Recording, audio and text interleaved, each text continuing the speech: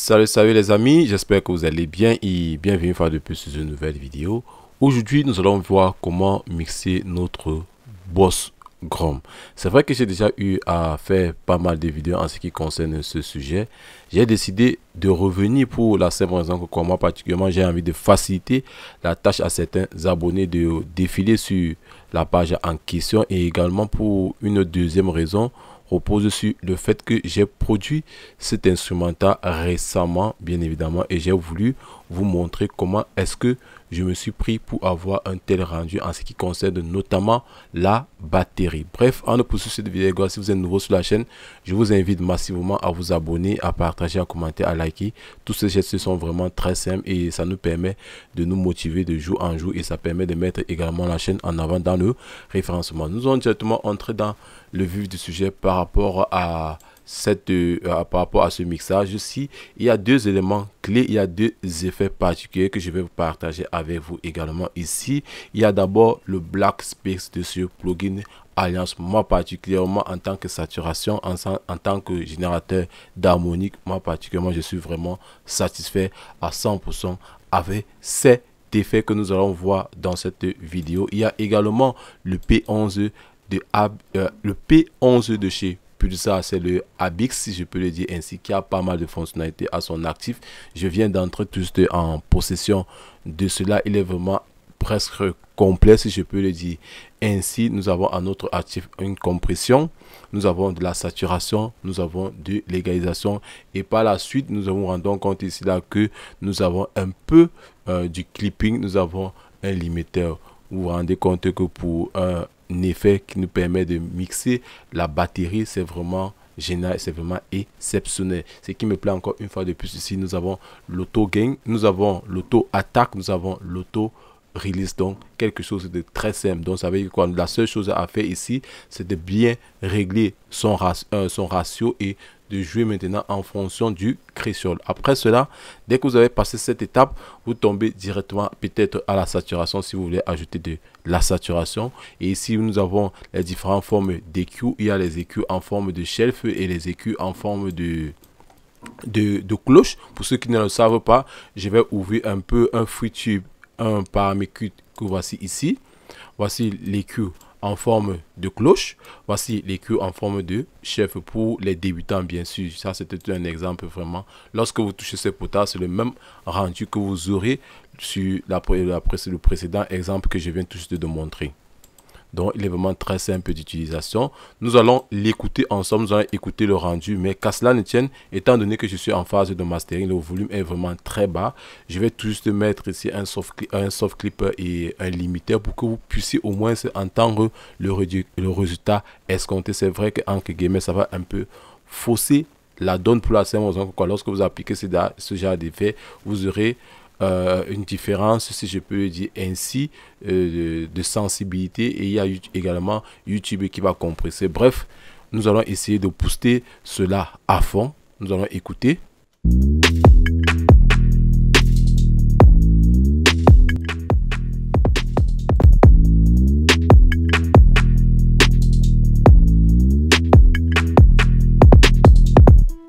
Là, c'est déjà fait. Vous vous rendez compte que quoi? Je vais commencer par le clap. J'ai juste mis une reverb. Il y a des percussions que je n'ai vraiment pas besoin d'égaliser. Le hi-hat, je n'ai pas fait cela. Il y a plusieurs effets ici. Il y a plusieurs instruments que je n'avais vraiment pas besoin d'ajouter tel ou tel effet, étant donné que ces samples, une fois de plus, sont de bonne qualité. Ça ne sert vraiment à rien de surcharger un instrument qui n'a vraiment pas besoin d'effet, et la qualité du sample d'abord, il est au rendez-vous. Vous vous rendez compte que c'est vraiment agréable à entendre. Maintenant, en ce qui concerne notamment le kick, c'est que j'ai eu à ajouter sur mon kick ici là c'est une longue basse, si je peux le dire ainsi. Là voici ici, là voici la basse en question. Nous allons regarder sur la longue basse. Elle joue comme ceci.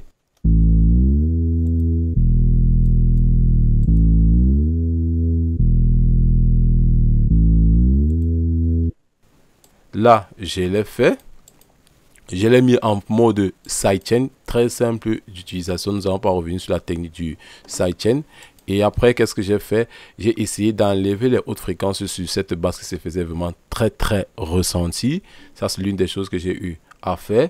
Et j'ai ajouté le micro chauffe ici là pour la simple raison quoi, étant donné que j'ai cette partie glide qui fait le donc moi particulièrement j'ai essayé d'élargir cela sur les côtés de mes enceintes. Après, qu'est-ce que j'ai fait? J'ai juste ajouté de la distorsion. C'est tout ce que j'ai eu à faire par rapport à cette longue basse.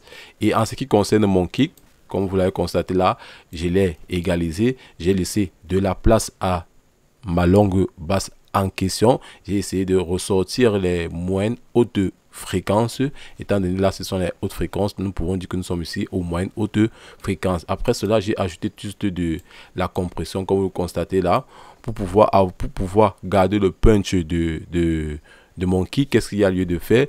Vous essayez de mettre une attaque vraiment un peu lente et un release vraiment rapide pour pouvoir avoir ce punch et non d'avoir un kick qui pompe, un kick qui soit vraiment très lourd, donc très agressif. Ça, c'est l'une des choses que j'ai eu à faire. Je vais essayer de vous montrer comment j'ai fait le routing.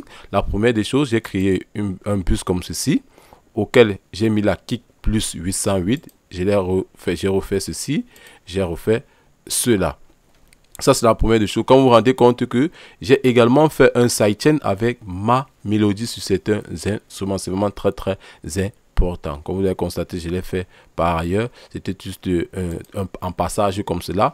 Et après, qu'est-ce que j'ai fait? J'ai routé tous ces instruments que vous voyez, tout ceci, là dans mon bus de batterie. Comme je l'ai dit, j'ai utilisé le BX de chez Pulsar qui est vraiment quelque chose de génial.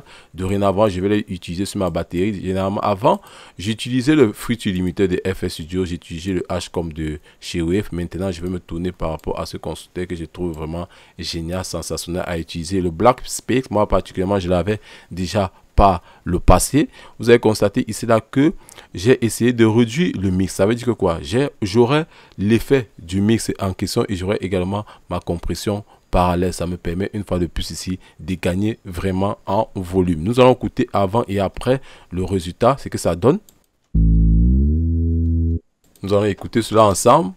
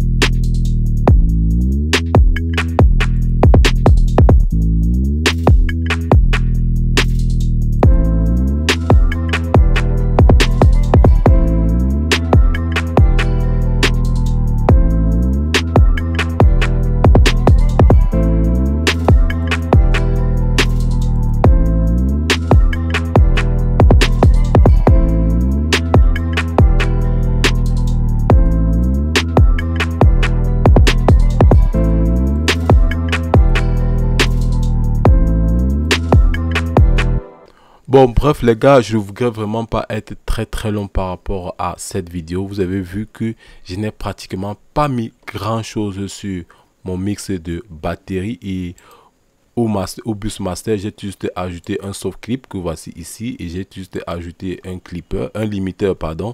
J'ai utilisé le limiteur basique de chez FL Studio. Bref, si vous avez aimé cette vidéo les gars, je vous invite à vous abonner et pour petit rappel, là je ne peux pas vous dire qu'appliquer tel ratio et autres, ça va dépendre du résultat que vous voulez vraiment écouter. Le plus important ici à retenir, c'est le choix des instruments qui est important, le choix de l'effet à appliquer qui est important, le fait de ne vraiment pas mettre assez d'effets sur chaque instrument, si je peux le dire ainsi. Et maintenant, comment est-ce que vous appréhendez l'effet que vous ajoutez? Pourquoi est-ce que vous décidez de le mettre pour ressortir tel ou tel onde, si je peux dire, un tel résultat que vous voulez vraiment avoir. Bref, si vous avez aimé cette vidéo les gars, je vous invite à vous abonner, à partager, à commenter, à liker et surtout activer la cloche de notification pour ne rater aucune de nos prochaines vidéos. Sur cela, portez-vous bien. Ciao.